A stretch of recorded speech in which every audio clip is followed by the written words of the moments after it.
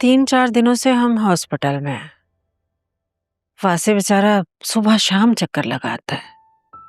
बहुत ही सुलझा हुआ ताबेदार बच्चा है। सच पूछो तो इस वाक़ये के बाद उसके बारे में मेरी राय 100% तब्दील हो गई। हो सकता है ये हादसा हुआ ही इसीलिए हो कि हमारी वासी के लिए राय बदल जाए। मैं ना कहता था तुम्हें, हमारी आलिया गलत इंतखाब कर ही नहीं सकती। इस बारे में फिर अब क्या ख्याल है आपका? हाँ, मेरा ख्याल में एक आध हफ्ते बाद उन्हें कॉल करके हाँ कर ही दे। ठीक है। और हाँ, जोया और असफर को पहले बता देना, फिर बाद में असफर कहता है कि मुझे आप लोगों ने कुछ समझा ही नहीं। खुद तो जैसे वो ससुराल वालों को बहुत कुछ समझता है। सास ससुर को पलकों पे बिठाया हुआ है उसने। जब से आप हॉस्पिटल में हैं, सिवाय पहले दिन के, उसके बाद उसने झांक कर नहीं देखा। जोया बेचारी रिक्शे टैक्सी के धक्के खाते हुए आती है और वैसे ही चली जाती है। क्या कर सकते हैं? वैसे एक बात है असलम साहब, वासे की आंखों में मैंने जो मोहब्बत और कदर आलिया के लिए देखी है, पिछले 10 साल से अजफर की आंखों में मैंने जोया के लिए कभी नहीं देखी। बस हम तो दुआ ही कर सकते हैं, अल्लाह उसको हिदायत दे और हमारी बच्ची के नसीब अच्छे करे। आमीन सुम्मा आमीन। बस मैं ठीक हो जाऊं एक आध हफ्ते में तो आलिया की शादी बड़ी धूमधाम से करेंगे इंशाअल्लाह। बस अब खैरियत से घर जाए।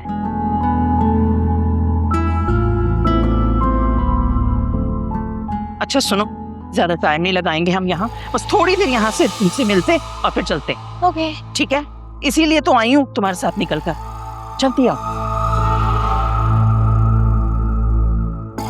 यार मैंने तो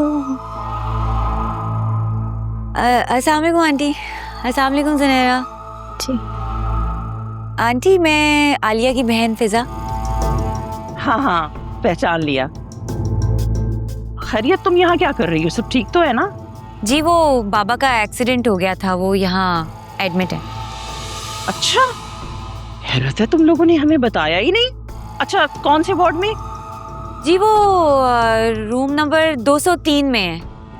बस मैं चलती हूँ फिर, अम्मा इंतजार कर रही होंगी।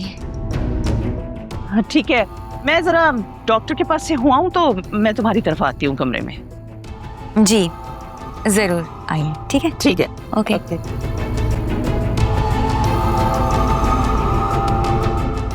देखा तुमने, जिन बहनों के भाई नहीं होते ना, वो इस तरह अस्पताल में अकेली भाग दौड़ करती फिर रही होती हैं। ऐसे वक्त के लिए ही तो माएं बेटे मांगती हैं, ऐसे मौके पे ही तो बेटे ढाल बनते हैं माओ। बासिर भाई तो बहुत अच्छे हैं, वो असलम अंकल का बिल्कुल बेटों की तरह ख्याल रखेंगे। क्यों भाई, उसके अपने माँ बाप मर गए क्या? उस पर सबसे पहले हमारा हक है और तुम्हारा हक। वो कोई ससुराल का मुलाजिम थोड़ी बनेगा। अच्छा चलो, अब डॉक्टर के पास से हुआ है, फिर जरा इनके कमरे में भी छापा मारते। क्या मतलब? मेरी भोली बानो, एक मर्तबा रिश्ता तय होने दो, फिर तुम देखना, हर रोज बगैर बताए छापा मारा करूंगी इनके घर पे मैं। ऐसे मौकों पर ही तो लोगों का हुलिया और रख रखाव देखा जाता है। चलो आओ। फला मम्मी,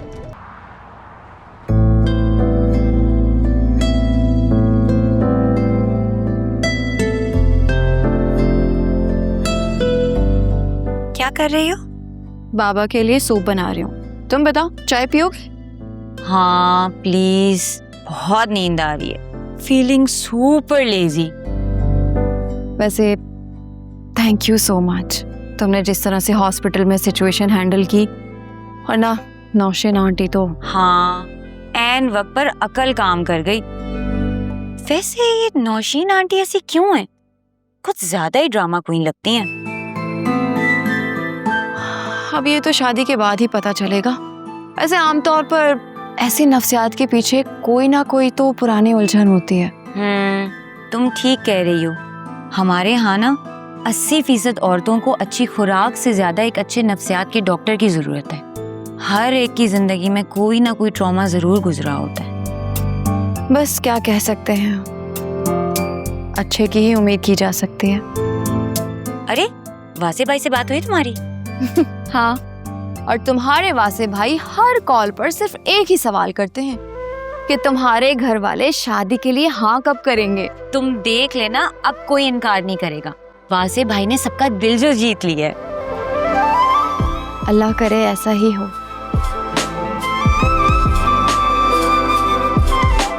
आलिया, 2 दिन से जोया बाजी ना कुछ डिस्टर्ब सी लग रही हैं। तुमने नोट किया? उनके शौहर ने फिर से कोई गोल खिला दिया होगा। अब तो वो क्रिप्टो किंग बनने के ख्वाब देख रहे हैं।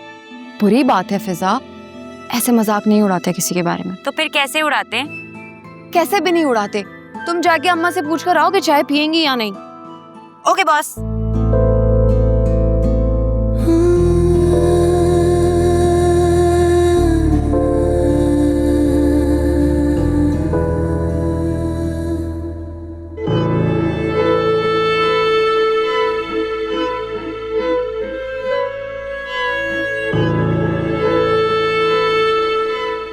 वो बाबा आज घर आ गए हैं, आप मेरे साथ चलेंगे ना?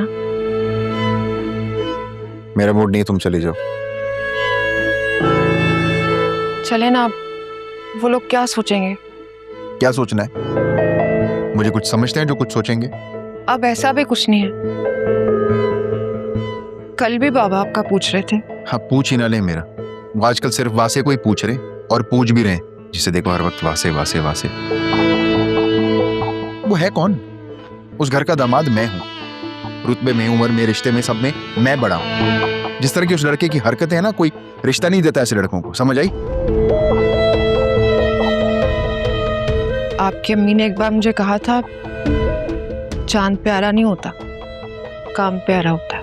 बस आ गई ना दिल की बात जुबान पर। मुझसे वासे की तरह खुशामदे नहीं होती हैं जो हाथ बांध के अस्पतालों में खड़ा रहूं। इतना फालतू वक्त नहीं है मेरे पास। और तुम्हारे घर वाले मुझे इज्जत देते ही कम है जो मैं उनके लिए अस्पतालों के चक्कर लगाता फिरूं। मेरे घर वाले आपको कितनी इज्जत देते हैं आप अच्छी तरह जानते हैं। आप तस्लीम नहीं करना चाहते वो अलग बात है। क्या क्या कहा है तुमने? अपने घर वालों के लिए मुझसे जबान लड़ाओगी तुम? आपने नहीं चलना मेरे साथ तो मत चले, मैं खुद चली जाऊं। हाँ ठीक है, जाओ जाओ जाओ, चली जाओ। मेरे रोकने से कौन सा रुक जाओगी तुम? जाओ।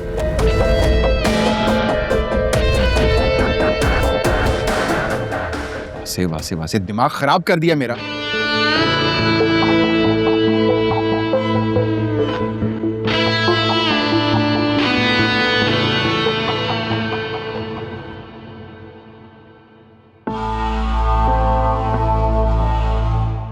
क्या हो गया? अब किन सोचों में गुम हो? कौन सी सोच सता रही है फिर तुम्हें? आपके खानदान वालों को ना चैन नहीं है। हब तक वीडियो वाली बात को ना दिल से लगाए बैठे हैं। जानबूझ के कॉल करते हैं, फिर उल्टी सीधी बातें पूछते हैं मुझसे। मैं आपको बता रही हूँ, इन लोगों के मुंह तभी बंद होंगे जब वासे की शादी होगी। ऊपर से मुझे ये फिक्र खाई जा रही है कि इन बातों का असर मेरी जुनैरा के रिश्ते पर ना हो। अरे तो हॉस्पिटल में जब मुलाकात हुई थी तो बातों बातों में रिश्ते का जिक्र कर देना था। अरे मैं तो करना चाह रही थी वो बात किसी तरह, लेकिन असलम भाई का बेटी नामा खत्म हो तब ना। बहुत गुरूर है उन्हें अपनी बेटी की जॉब पर, बहुत तारीफें कर रहे थे। क्या मतलब? मैंने बातों बातों में पूछ के लिया कि अस्पताल का बिल तो अच्छा खासा बन गया होगा ना भाई साहब। तो फौरन बोलने लगे कि हाँ, मेरी आलिया है ना, उसकी जॉब बहुत अच्छी है, वालिदैन को मेडिकल मिलता है। उनकी आंखों में जो बेटी के लिए गुरूर था ना, वो मुझे बिल्कुल भी अच्छा नहीं लगा। मैं आपको बता रही हूँ, ये लोग इतने सीधे नहीं हैं जितने लगते हैं या फिर बनने की कोशिश करते हैं। अरे तो आजकल के दौर में सीधा कौन होता है? और हमें भी अपने वासे पर देखो फख्र है, इसी तरह उन्हें अपनी बेटियों पर फख्र है। हाँ, लेकिन मैं नहीं चाहती कि मेरी बहू फाइनेंशियली इतनी ज्यादा इंडिपेंडेंट। आपको पता नहीं है, ऐसी लड़कियां ससुराल वालों को ज्यादा लिफ्ट नहीं कराती, यहाँ तक कि वो तो अपने शौहर को भी सीधे मुंह बात नहीं करती, मुंह नहीं लगाती। तो ये बात रिश्ता करने से पहले सोचनी चाहिए थी ना।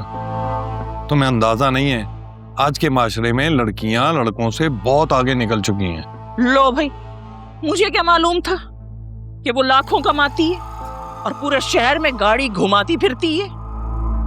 मैं तो समझी 30-40 हजार की नौकरी करती होगी किसी जगह, छोड़ देगी शादी के बाद। तो अच्छी बात है ना, अपना कमाती है, शौहर पर बोझ नहीं बनेगी। और वैसे भी हमारे वासे पर कम जिम्मेदारी हैं। अभी जुनैरा की शादी बाकी है, अकरम की शादी है और 100 खर्चे हैं। अब सोचो, ये अगर जॉब नहीं करती होती तो पूरा लोड उस पे बीवी का भी आ जाता, और वो सब कुछ कमा के अगर उसी पर खर्च कर देता तो घर की जिम्मेदारियां कौन देखता। बेशक लाखों कमाए, लेकिन मेरे सामने नजरें झुका के आवाज धीमी करके रहे। मैं कोई उसे आंखों पर नहीं बिठाऊंगी, ना ही मैं उसके लिए नाश्ते की टेबल से जाऊंगी। और अगर मुझे जरा सा भी शक हुआ ना कि वो मेरे सर पे सवार होने की कोशिश कर रही है, तो घर बिठाकर 1 मिनट नहीं लगाऊंगी उसकी नौकरी छुड़वाने में। किसके गुना धुल रहे हैं? तुम्हें क्या लगता है तुम्हारी माँ 24 घंटे लोगों की बुराइयां करती है, गीबतें करती रहती है? मैंने ऐसा तो नहीं कहा। तुम्हारे भाई के होने वाले ससुर हैं, उनका एक्सीडेंट हो गया, उनके बारे में बात हो रही है। और बात सुनो, माँ से जरा तमीज से बात किया करो और मजाक कम किया करो। ओके, तो आइंदा ख्याल रखूंगा। वैसे उन्हें हुआ क्या है? किसी गाड़ी ने उन्हें टक्कर मार दी थी, 3-4 दिन से अस्पताल में रहे हैं। फिर तो बाबा आपको उनकी आदत के लिए जाना चाहिए। भाई मेरी तरफ से तो आदत हो गई, आप खुद हो आए जाके, और जो मशवरा आप मुझे दे रहे थे ना, आप खुद भी उस पर अमल करके आए। हो सकता है आपको कोई मस्बत जवाब मिल जाए वहां से, बल्कि मिलना ही चाहिए। इतना अच्छा रिश्ता उन्हें बार बार तो नहीं मिलेगा। हाँ बाबा, आपको तो लाजमी जाना चाहिए। मैं ले चलता हूँ आपको। बीमार की आदत करना कितना सवाब का काम है बाबा। हम अभी चलते हैं फौरन। बस उन्हीं को कॉल कर रहा हूँ, बात हो जाए फिर चलते हैं। बस सही है, मैं जब तक रेडी होके आता हूँ। ओके।